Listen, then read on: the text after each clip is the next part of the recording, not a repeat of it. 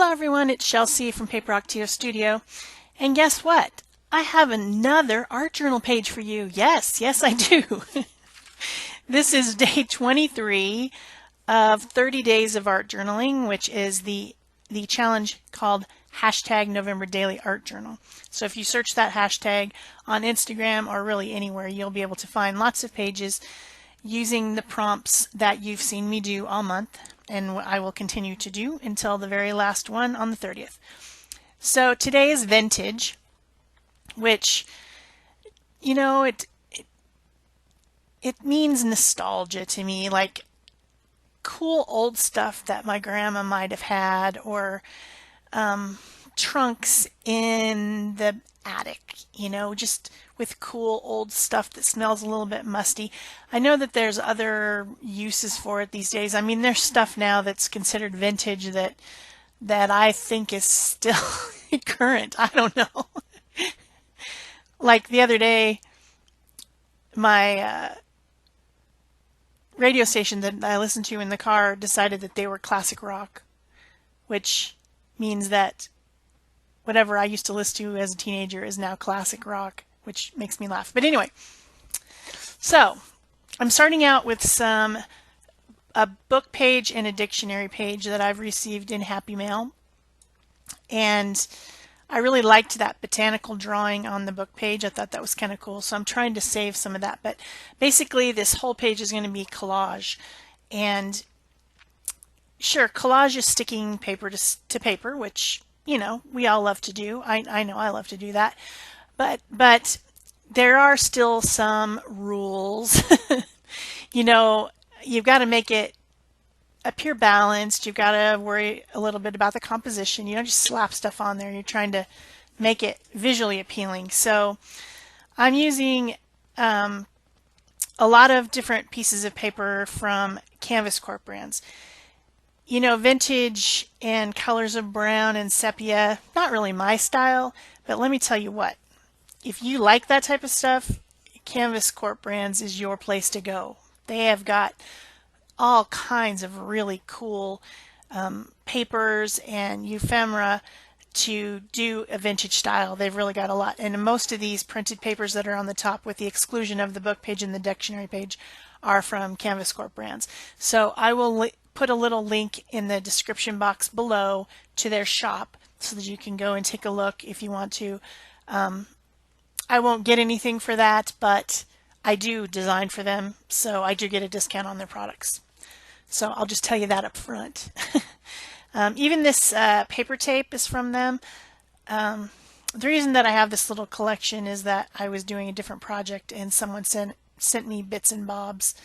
And I know that they're all from Corp brands because she works for them now. So also I have some of these in my own collection.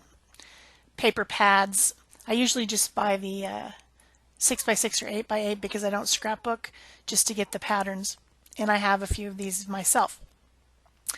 But just having all these little scraps is from a package that I received. So I'm using them to create kind of a not really exactly a grid, but it's mostly squarish shapes with a little bit of variation of tearing and just covering the whole background of the page. The very first thing I did, you guys probably saw, was to put some gesso on one side of the page. The other side of this page is the circles prompt. Remember, I told you that I was going to start working backwards in my journal. This is the, by the way, the small dilutions journal. It's a 5x8. So that other side has all that color burst and brusho on it, which, I mean, it stained everything. It stained my hands. It stained that stuff is crazy strong. So I put some gesso on that one side just to make sure that nothing bled through. But then I'm just basically covering everything. So now that my background layer is done, I'm going to do a little bit of unification. Normally what I would do is use gesso to do this, but instead I'm going to do some glazing.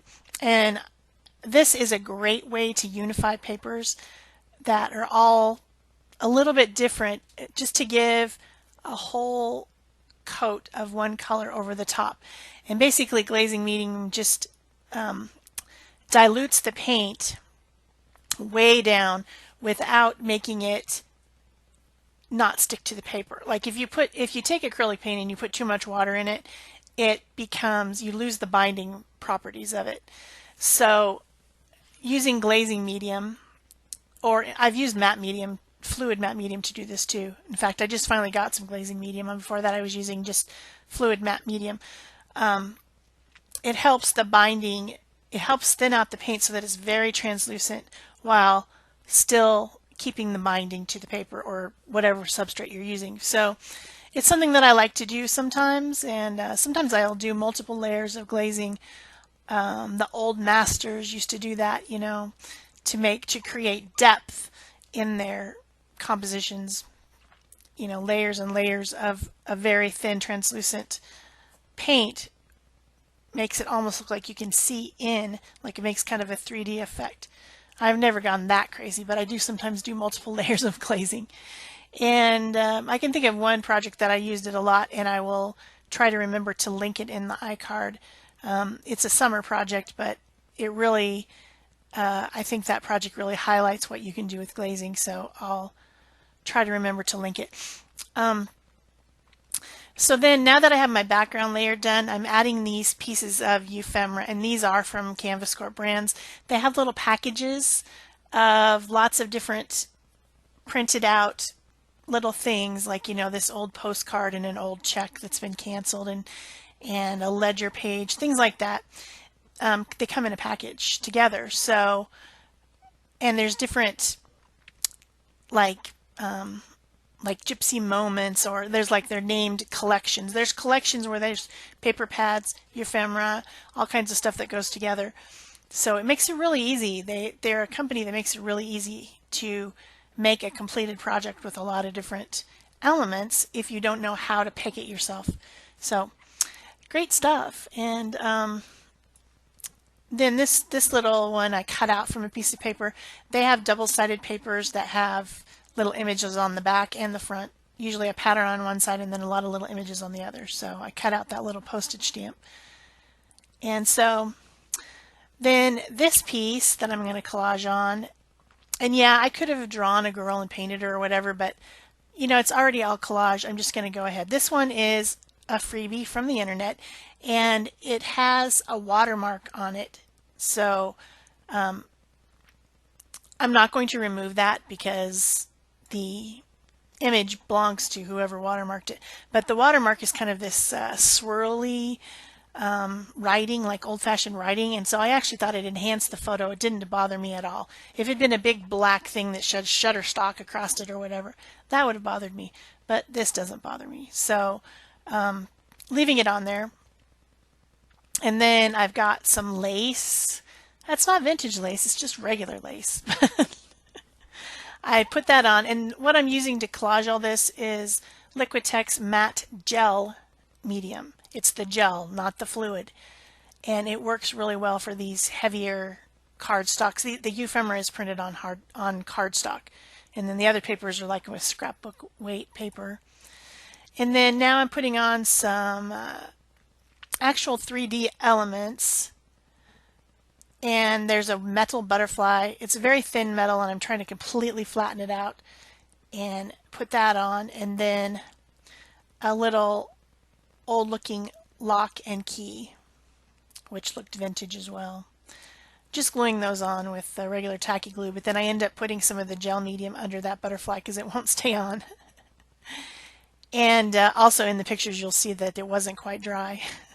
It will dry clear, but even in the pictures at the end, the close-ups, it's not completely dry because I'm impatient. I got to get this stuff done. I got to get it edited. I got to, you know, I'm in a hurry, so I didn't wait till it was completely dry. Sorry.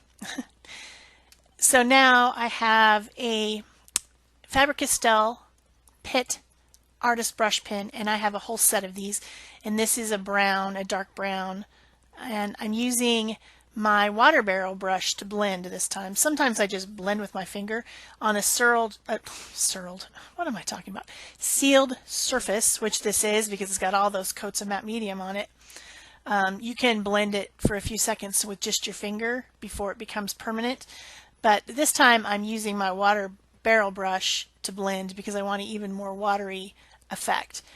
So I'm adding shadows and even more, you know, a little bit more grungy look to all the elements.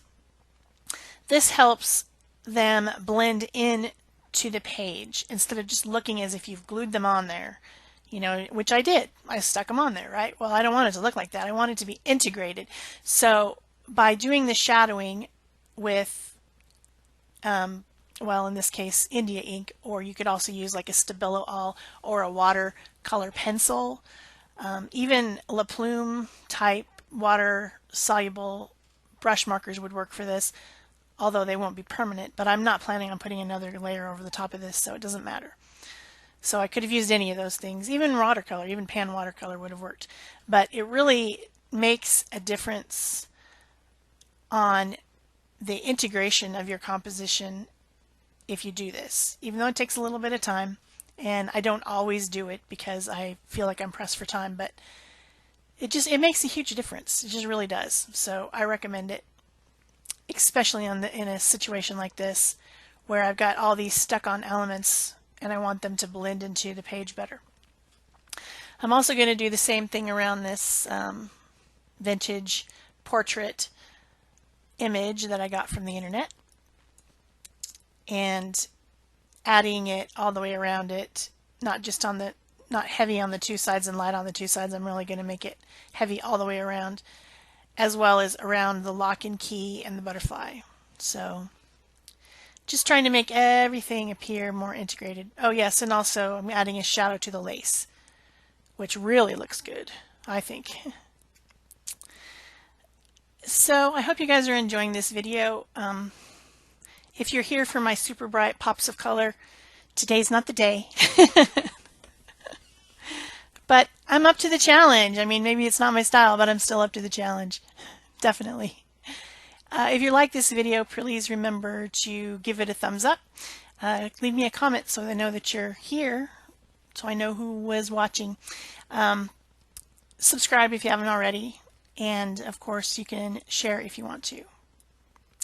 Okay, so now I'm getting out my vintage photo distress ink. Wow, vintage photo. What a perfect thing to put on this page. You know, this is a water-soluble ink, so I'm putting this on at the end after I've done all the rest of my fussing with anything that's wet, because I know this is going to be water reactive. And I'm using the blending tool that goes along with that, you know, the awesome blending tool. Then I want to put some letters on, and I decided to use stamps. So I'm digging through all my stamps, which I was surprised to find I actually had quite a collection of alphabet stamps. I need to reorganize all my stamps. I have a ton of them on shelves, and I can never find what I'm looking for. So I need to get them in some type of an organization that I can quickly find what I'm looking for. And 90% of my stamps are from Stampin' Up! And are probably discontinued, because I was a Stampin' Up! Demonstrator for over 10 years. And that was about 10 years ago when I finally was done being a demonstrator. So I have a lot of stamps, let's just put it that way. And pretty much all from Stampin' Up! So if you see me use a stamp, it's probably from Stampin' Up! And it's probably discontinued because they rotate their stuff really quickly. So I'm using these letters to type the word vintage down there at the bottom in case you didn't know what the theme was, you know, in case you forgot. And then I found these little tiny letter stamps that I'd forgotten I even had. They were buried back behind some other stuff on the shelf, and I'm like, oh, I can use those to add just some words here and there on the page. And I'm using the potting soil colored archival ink to do this. So I tried using the distress ink, but because the page is rather slick from all the matte medium that's on there, the distress ink wasn't staying, so I switched to the archival ink, which is great for mixed media. I need more colors. I need a lot more colors. I hope maybe someday they'll be on sale, a really good sale, and I can just load up on a ton of them. So yeah, I'm just putting words that came to mind as I was doing the page, thinking about how time passes, and you know how interesting the past is, and hearing stories from your family I used to love listening to my grandma. She had lots of interesting things to talk about. Both of my grandmas really lived in such a different era than us, and all that stuff is interesting to me. It wasn't when I was young, though. I thought it was just boring, but then as I get older, the traditions and the stories and information about the family becomes a lot more valuable, which is interesting. That's interesting about humanity, how we are like that. So, like with the exception of my kid who absolutely loves history, which he's just a little bit unusual, I guess. He loves history, loves it, everything about it. So that's kind of interesting about him. But I think I'm saying interesting too much because it's very interesting to say interesting. You know what I'm saying? So to finish this up, the postcard was bothering me because it was just blank. So I wrote a not decipherable address on there, and then I'm just putting one of these little old stamps from one of the pieces of paper on there to finish it. And I think that that's about it. So that's it for me. Here comes your close-ups. Thanks. Bye-bye.